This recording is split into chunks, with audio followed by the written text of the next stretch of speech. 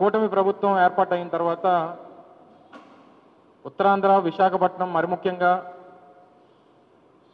ఏమి సాధించింది ఈ ప్రభుత్వంలో అని చెప్పి అనుకుంటే విశాఖపట్నంలో ఉన్నటువంటి విలువైనటువంటి భూములు, విశాఖపట్నంలో నడిబొడ్డున ఉన్నటువంటి రామకృష్ణ బీచ్ దగ్గర ఉన్నటువంటి 13 ఎకరాల భూమిని లూలు మాల్కి, ప్రభుత్వం దగ్గర అత్యంత విలువైనటువంటి భూములు ఉన్నటువంటి కాపులపాడులో 56 ఎకరాల భూమిని ఊరు పేరు లేనటువంటి సంస్థకి, కనీసం అనుభవం లేనటువంటి సంస్థకి కేవలం 2 మాసాల ముందే రిజిస్టర్ అయినటువంటి సంస్థకి 56.36 ఎకరాలు, దాదాపు 2,500 నుంచి 3,000 కోట్ల రూపాయలు విలువైనటువంటి భూమిని కట్టబెడుతూ రాష్ట్ర ప్రభుత్వం నిర్ణయం తీసుకున్నటువంటి విషయం మీ అందరికీ తెలుసు.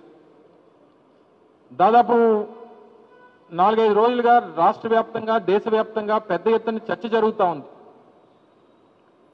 అసలు ఈ కంపెనీ ఏంటి, ఈ కంపెనీకి సంబంధించినటువంటి బ్యాక్గ్రౌండ్ ఏంటి, ఆర్థిక పరమైనటువంటి బలం ఏంటి, దీంట్లో ఉన్నటువంటి డైరెక్టర్స్ ఎవరు, అసలు ఈ సంస్థకు సంబంధించినటువంటి కార్యకలాపాలు ఏంటి, ఇవన్నీ కూడా పెద్ద ఎత్తున దేశవ్యాప్తంగా చర్చ జరుగుతూ ఉంది. వాళ్ళు ఏదో 5,728 కోట్ల రూపాయలు పెట్టుబడి పెడతామని చెప్పి ముందుకొచ్చారు. 5,728 కోట్ల రూపాయలు పెట్టుబడికి గాను మేము ఈ 56 ఎకరాలు ప్రభుత్వం కేటాయిస్తుంది అని చెప్పినటువంటి ప్రభుత్వం అసలు ఈ సంస్థ ఎప్పుడు స్థాపించబడింది? చంద్రబాబు నాయుడు గారు గత పాలనలాగే ఇది 4వసారి ముఖ్యమంత్రి, ఉమ్మడి రాష్ట్రంలో 2 సార్లు 19 సంవత్సరాల పాటు ముఖ్యమంత్రిగా పనిచేశారు. మళ్ళీ ఇప్పుడు 2వసారి ఈ రాష్ట్రానికి ముఖ్యమంత్రిగా పనిచేస్తూ ఉన్నారు. ఇది ఒక మోడస్ ఆపరెండిగా, అంటే షెల్ కంపెనీల సృష్టికర్తగా ఉన్నటువంటి చంద్రబాబు నాయుడు గారు ఇలా ఊరు పేరు లేనటువంటి కంపెనీలు తీసుకుని వచ్చి ప్రభుత్వానికి సంబంధించినటువంటి విలువైనటువంటి భూములు కట్టబెట్టి తద్వారా ఆయన లబ్ధి పొందుతున్నటువంటి విధానాన్ని ఇప్పటికీ కూడా ఆయన మారలేదనేటువంటి దానికి ఇది ఒక ఉదాహరణ. ఒక 4 రోజుల క్రితం రాష్ట్ర ఐటీ శాఖ మంత్రి గారిని ఒక జాతీయ సంస్థ జాతీయ మీడియా సంస్థ ఇంటర్వ్యూ చేస్తే ఆయన క్లియర్గా బహిరంగంగా ప్రజలను ఉద్దేశిస్తూ ఆయన మాట్లాడింది ఏంటంటే, మేము ఇటువంటి భూ కేటాయింపులు ఈ డీల్స్ మాకు సర్వసాధారణం, 1995 నుంచి మాకు ఇది ఒక రొటీన్ ప్రొసీజర్, మాకు ఇది అలవాటు అనేటువంటిది నిస్సిగ్గుగా ఒక జాతీయ సంస్థకి ఇచ్చినటువంటి మీడియా ఇంటర్వ్యూలో ఆయన చెప్పినటువంటి కథనాలు మనన్నీ కూడా చూసాం. ఫిబ్రవరి 12వ తారీఖు 2025వ సంవత్సరం, అంటే ఇదే సంవత్సరం ఫిబ్రవరి 12వ తారీఖున మినిస్ట్రీ ఆఫ్ కార్పొరేట్ అఫైర్స్ ఒక కంపెనీని రిజిస్టర్ చేసి, ఆ రిజిస్టర్ చేసినటువంటి కంపెనీ ఏదైతే మినిస్ట్రీ ఆఫ్ కార్పొరేట్ అఫైర్స్లో ఉర్సా క్లస్టర్స్ ప్రైవేట్ లిమిటెడ్ పేరిట 12వ తారీఖు ఫిబ్రవరి రిజిస్టర్ చేసినటువంటి కంపెనీ దీనికి భూ కేటాయింపులు మన ఏప్రిల్ 2వ వారంలో భూ కేటాయింపులు 56 ఎకరాలు చేశారు.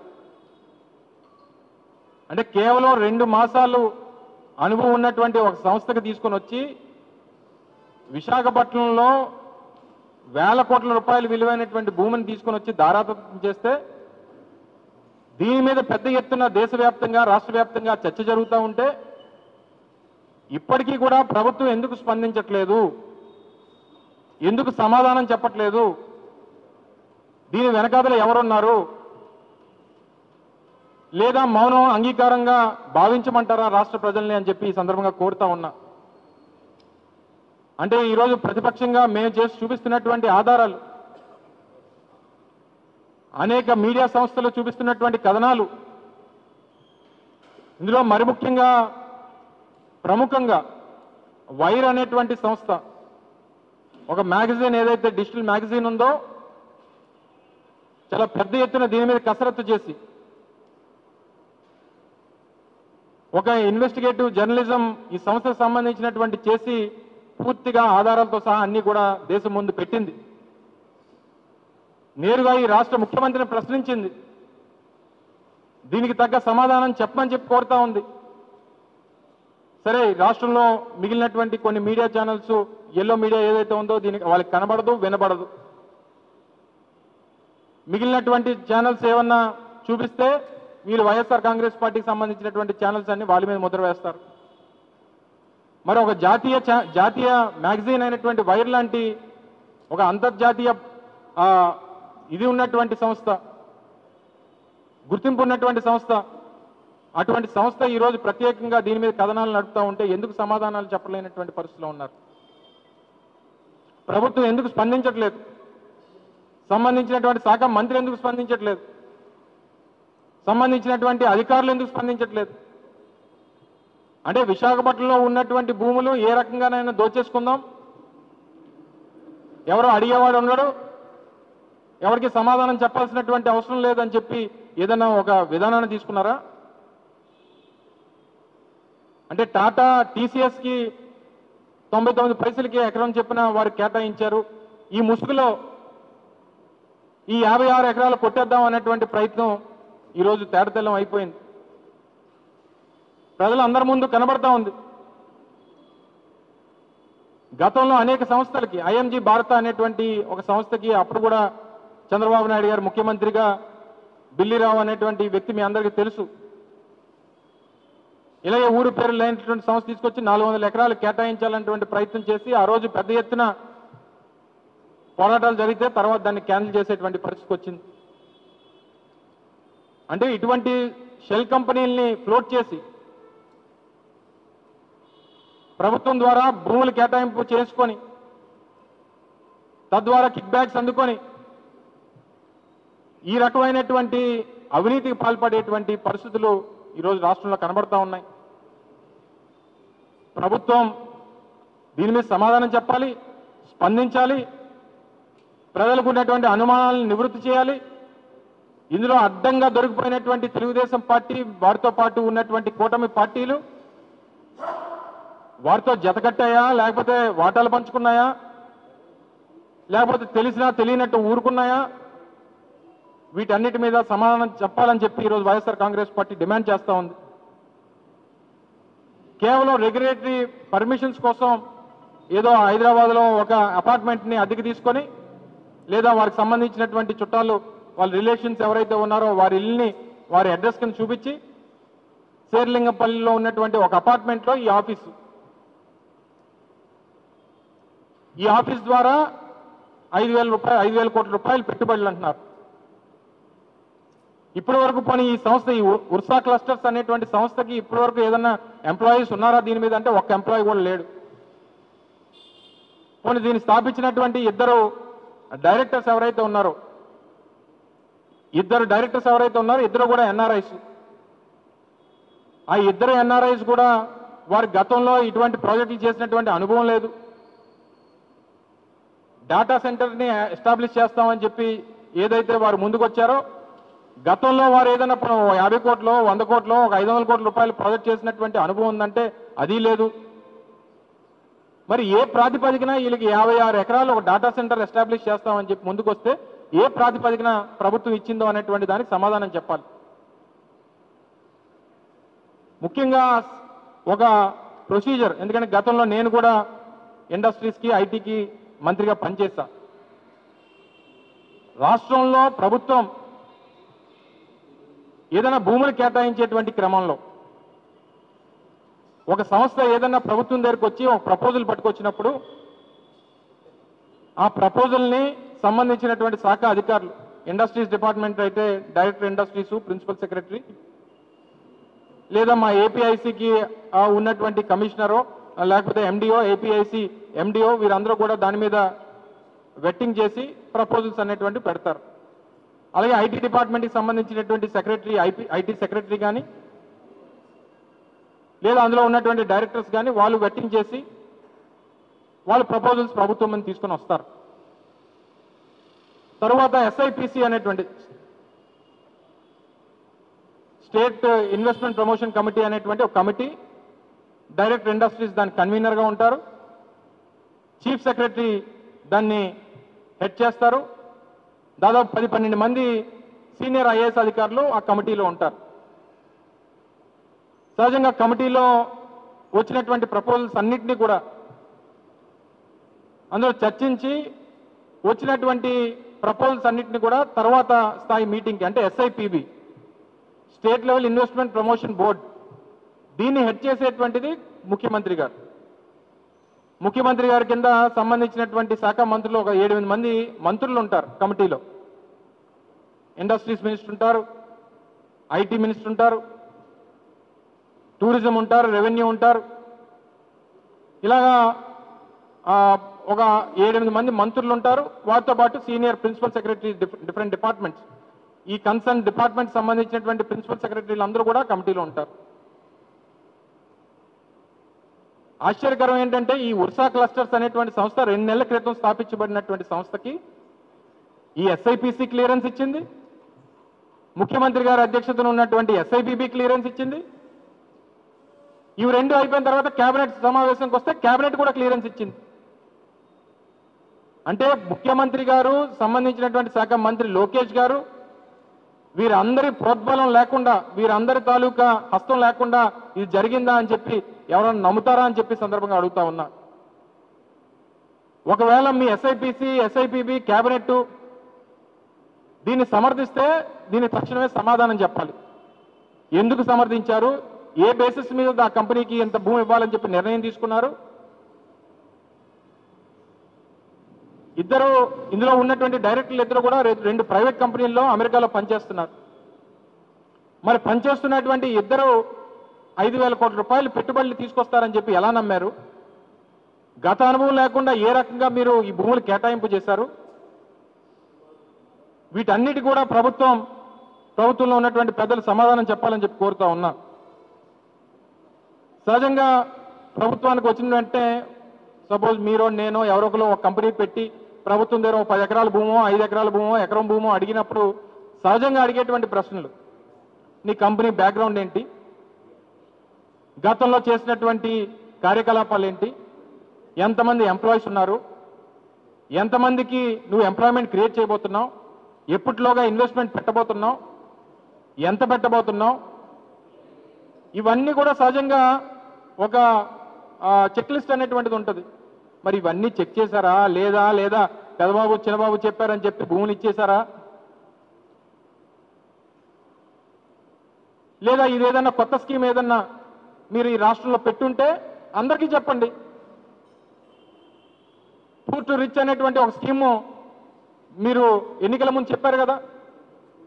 అంటే ఏమీ లేనివాడిని గొప్పవాడిని చేస్తానని చెప్పి మీ ఎన్నికల హామీ ఏదైతే ఉందో ఆ హామీలో భాగంగా ఇటువంటిది ఏదన్నా ఉంటే అది మీకు కావాల్సిన వాళ్ళకే కాదు, అందరికీ చెప్పండి. రాష్ట్రంలో ఉన్నటువంటి పేదవాళ్ళు ఉన్నారు, మధ్యతరగతి వారు ఉన్నారు, ఉద్యోగ అవకాశాల కోసం ఎదురు చూస్తున్నటువంటి వారు ఉన్నారు, వీరందరూ కూడా ఉన్నారు. వాళ్ళు కూడా పూర్ టు రిచ్ పథకం కింద ఇటువంటివి ఏమన్నా ఇస్తున్నారంటే చెప్పండి. పాపం వాళ్ళు కూడా ఏదన్నా ఇటువంటి భూ కేటాయింపుల కోసం వాళ్ళు కూడా అప్లై చేసుకుంటారు. లేదా మొన్న లూలు మాల్కి ఇచ్చినట్టు ఓ 1,500 కోట్ల రూపాయల భూమిని మీకు ఇస్తాం, ఒక 500 కోట్ల రూపాయలు పెట్టి ఒక మాల్ కట్టండి అంటే ఎవరైనా కడతారు. 1,500 కోట్ల రూపాయలు భూమి ఇచ్చినప్పుడు ఒక 15,000 కోట్ల రూపాయలు పెట్టుబడి పెట్టమన్నాం అనుకో కష్టం. కానీ ఓ 1,000 కోట్ల రూపాయలు భూమి ఇచ్చి 100 కోట్ల రూపాయలు ఇన్వెస్ట్మెంట్ చేయమంటే దారిని పోయిన ఎవడైనా చేస్తాడు. దానికి ఎక్కడో కేరళ నుంచో దుబాయ్ నుంచో లూలుని తీసుకురాక్కర్లేదు కదా. అది కూడా అత్యంత అభివృద్ధి చెందినటువంటి ప్రాంతం విశాఖపట్నంలో. నాకు తెలిసి బహుశా రాష్ట్ర ప్రభుత్వం దగ్గర ఉన్నటువంటి అత్యంత విలువైనటువంటి భూమి రామకృష్ణ బీచ్ దగ్గర ఎకరం 100 కోట్ల రూపాయలు పైమాట. అలాంటి దగ్గర 13 ఎకరాలు ఇచ్చి ఒక 500 కోట్లు 600 కోట్ల రూపాయలు పెట్టి లూలు మాల్ కడతామని అంటే 1,500 కోట్ల రూపాయలు భూమి ఇచ్చారు. 2 నెలల క్రితం స్థాపించినటువంటి కంపెనీకి 2,500 కోట్ల రూపాయలు విలువైనటువంటి భూమి కాపులపాడులో ఇచ్చారు. మీరు విశాఖపట్నాన్ని ఆర్థిక రాజధాని చేద్దాం అన్నటువంటి ఆలోచన, లేకపోతే మీ అవినీతికి రాజధాని చేద్దాం అన్నటువంటి ఆలోచన ప్రజలకు సమాధానం చెప్పాలి. దీని మీద అనేక మంది అనేక ప్రశ్నలు వేశారు. ఈరోజు మా మాజీ ఎంపీ అయినటువంటి కేశినేని నాని గారు కూడా ఒక లేఖ రాష్ట్ర ముఖ్యమంత్రి రాశారు. వాళ్ళ తమ్ముడు ఏదో అందులో ఇన్వాల్వ్ అయి ఉన్నారేమో అన్నటువంటి అనుమానాలు మాకున్నాయి. ఈ డైరెక్టర్స్లో ఒక డైరెక్టర్ మా తమ్ముడికి క్లాస్మేట్గా ఉన్నాడు అన్నటువంటి అనుమానాలు, ఆయనకున్నటువంటి అనుమానాలను ప్రశ్నిస్తూ ట్విట్టర్లో ఒక పోస్ట్ చేశారు. తర్వాత ముఖ్యమంత్రి గారు కూడా ఒక లేఖ రాశారు.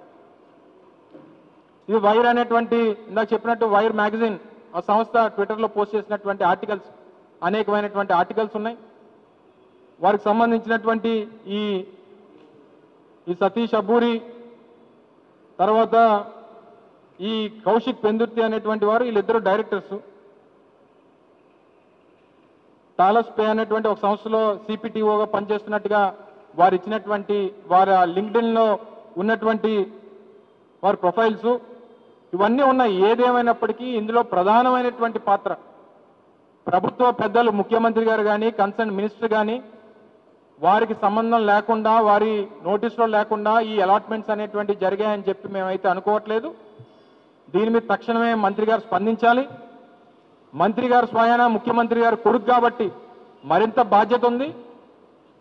లేదా మేము అడిగినటువంటి ప్రశ్నలన్నిటికీ మౌనమే అంగీకారం అనేటువంటి ఆలోచన మీద అయితే, ఇందులో పెద్ద స్కామ్, అతిపెద్ద స్కామ్ ఈ భూ కేటాయింపుల్లో దాదాపు 2,500 కోట్ల రూపాయల స్కామ్ జరిగిందని చెప్పి ప్రజలు నమ్ముతా ఉన్నారు. ఇదే కాదు, గడిచినటువంటి 10 మాసాలుగా ఈ ప్రభుత్వం అధికారంలోకి వచ్చిన తర్వాత జరిగినటువంటి కేటాయింపుల మీద కూడా పెద్ద ఎత్తున అనుమానాలు ఉన్నాయి.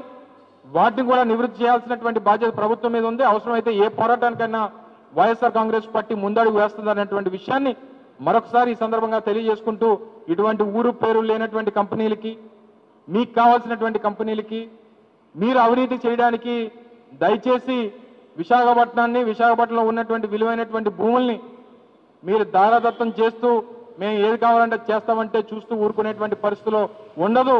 వైఎస్ఆర్ కాంగ్రెస్ పార్టీ ప్రజల పక్షాన పోరాటం చేస్తుంది. ప్రజలకు ఉన్నటువంటి అనేక అనుమానాలను కూడా ఈ ప్రభుత్వం నివృత్తి చేయాల్సినటువంటి బాధ్యత వారి మీద ఉందని చెప్పి ఈ సందర్భంగా మరొకసారి తెలియజేసుకుంటా ఉన్నాం. Thank you.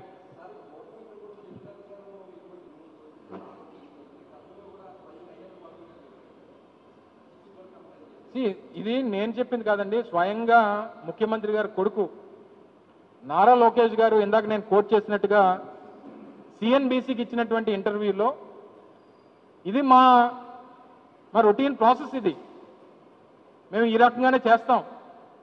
మా తండ్రి గారికి 95 నుంచి ఇది అలవాటు, ఇది మా పాలసీ, ఇది మా విధానం, మా పార్టీ, మా ప్రభుత్వం తాలూకు విధానం.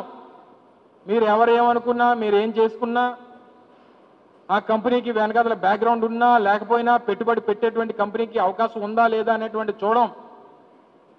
ఈ కంపెనీ తాలూకు పెయిడప్ క్యాపిటల్ ఎంతో తెలుసా? అంటే ఇప్పటి వరకు ఆ కంపెనీ పేరు మీద ఉన్నటువంటి క్యాపిటల్ ఇన్వెస్ట్మెంట్ 10 లక్షల రూపాయలు, కేవలం 10 లక్షల రూపాయలు. మీరు పెడతానన్నటువంటి పెట్టుబడి ఎంతో తెలుసా? 5,728 కోట్ల రూపాయలు పెట్టుబడి పెడతామని చెప్పొచ్చారు. అంటే ఇలాగ 5 లక్షలు 10 లక్షల రూపాయలు పెట్టుబడి పెడతామని చెప్పి పెట్టుబడి పెట్టి ఒక కంపెనీని ఫ్లోట్ చేసి రేపు 1000 కోట్లో 2,000 కోట్లో మా నాయుడు కూడా పెడతానని చెప్పానంటే మరి ఇవ్వాలి కదా ప్రభుత్వం. సో ఇందులో అనేక అనుమానాలు ప్రజలకు ఉన్నాయి. ఇది మా విధానం అనేటువంటిది ప్రభుత్వం చెప్తా ఉంది. ప్రభుత్వం అనేటువంటిది ఈ రాష్ట్రంలో ఉన్నటువంటి ప్రభుత్వ ఆస్తులకి, ప్రభుత్వ భూములకి కస్టోడియన్ మాత్రమే తప్ప వాళ్ళ ఓనర్షిప్ కాదు. మాకు నచ్చినటువంటి వాడికి ఎంత కావాలంటే అంతకు ఇస్తాం, ఏమీ ఊరు పేరు లేనివాడికి ఎంతైనా ఇస్తామని అంటే ప్రభుత్వం అది కేవలం కస్టోడియన్ మాత్రమే తప్ప వాళ్ళ ఓనర్షిప్ కాదు అనేటువంటి విషయాన్ని వారు గమనించాలి. ఇది ఈ పద్ధతి గతంలో గత ప్రభుత్వాల్లో ఏదైతే చంద్రబాబు నాయుడు గారు గతంలో 3 సార్లు ముఖ్యమంత్రిగా, ఇది 4వ ముఖ్యమంత్రిగా అనేక కేటాయింపులు ఇటువంటి వాటికి చేసి ఏ రకంగా అడ్డంగా దొరికిపోయారో చూసాం. ఇప్పటికన్నా ఇది మానుకోకపోతే ఇది చాలా పెద్ద స్కామ్. ఇది దాదాపు 2,500 కోట్ల రూపాయలు ఒక్క కంపెనీకే, ఊరు పేరు లేనటువంటి ఈ కంపెనీకి ఇచ్చారంటే గత 10 నెలల్లో ఎన్ని కంపెనీలకు ఇచ్చారనేటువంటిది ఒకసారి ఈ అనుమానాలు అన్నింటినీ కూడా మేము కూడా దీని మీద పెద్ద ఎత్తున వచ్చినటువంటి అలాట్మెంట్స్ వీటి మీద కూడా మేము పెద్ద ఎత్తున చర్చ చేస్తాం. అన్నిటి కూడా బయట తీసేటువంటి ప్రయత్నం కూడా వైఎస్ఆర్ కాంగ్రెస్ పార్టీ చేస్తుంది. Thank you.